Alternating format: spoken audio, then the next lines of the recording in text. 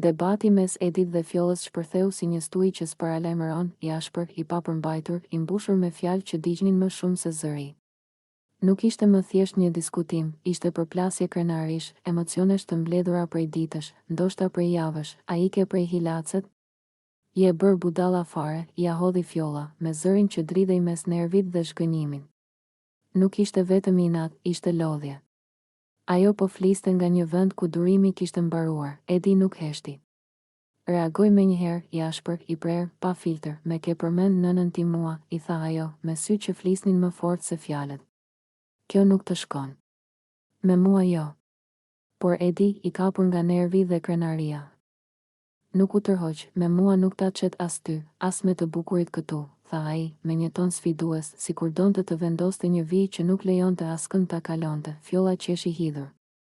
Jo nga humori, por nga shgënjimi, as ty, i tha, nuk ta qet me mua, as ty, as me të bukurit këtu. Ishte një përgjigje që nuk kërkonte fitore, por barazi. Një mjaft që vinte nga thellësia e vetë respektit, në atë debat nuk pati fitues, pati vetëm fjalë që ranë rënë, pati egra që dolen nga goja, por plagë që mbeten në zemër, sepse kur përmendet nëna, nuk është më debat, është kufi.